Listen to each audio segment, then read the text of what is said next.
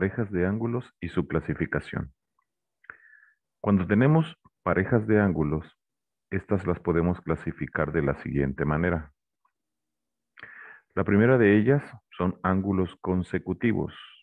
¿Qué condiciones deben de cumplir dos ángulos para que sean consecutivos? Las condiciones que deben de cumplir dos ángulos para que sean consecutivos es la siguiente. Deben de compartir un lado. En este caso, yo aquí tengo dos ángulos, el ángulo AOB y BOC.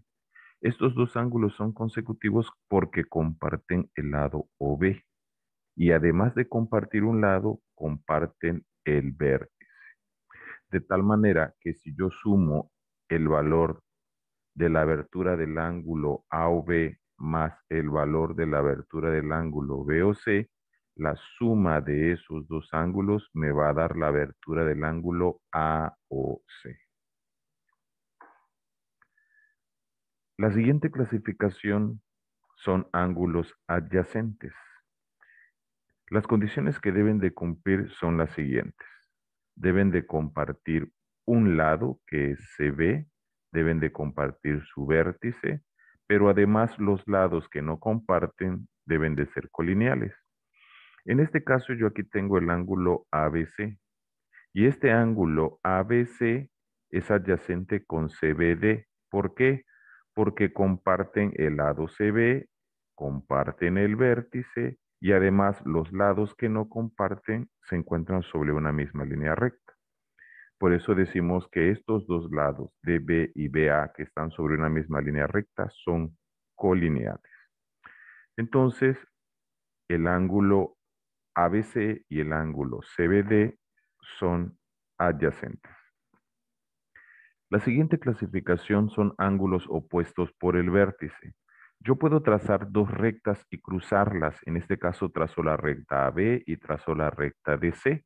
Se intersectan en un punto O. Ese punto O viene siendo el vértice de A o D de C o B. Estos dos ángulos que están aquí son opuestos por el vértice, porque se encuentran uno enfrente del otro y lo que los separa viene siendo el vértice. Pero además, también A o C y D o B son opuestos por el vértice. Las características que tienen los ángulos que son opuestos por el vértice es que esos ángulos son exactamente iguales. Bien, otra clasificación de parejas de ángulos es cuando decimos que dos ángulos son complementarios. ¿Cuándo dos ángulos van a ser complementarios? Cuando la suma de ellos me dé 90 grados. Aquí tengo en esta figura el ángulo AOB y el ángulo BOC, de tal manera que si yo sumo estos dos ángulos me va a dar la medida del ángulo AOC. Y para que estos dos sean complementarios, entonces, la suma de estos dos ángulos me debe de dar 90 grados.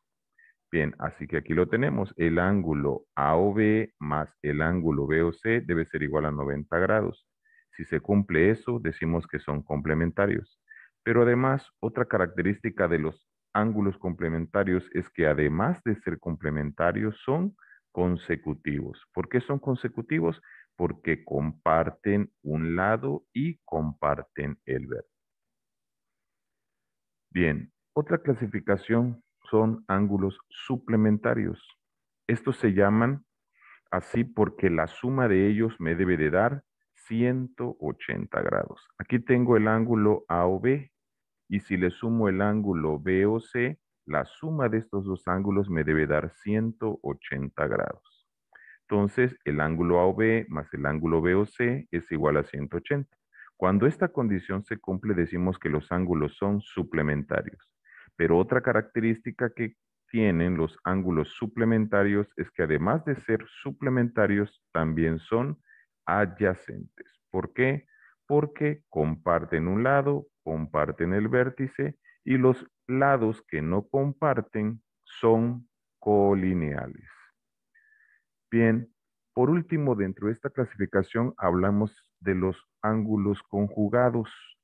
Cuando decimos que dos ángulos son conjugados, cuando la suma de esos dos ángulos me dé 360 grados.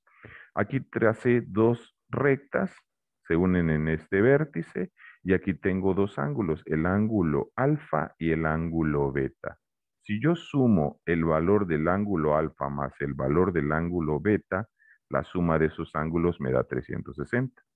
Cuando se cumpla esa condición, decimos que esos dos ángulos son conjugados.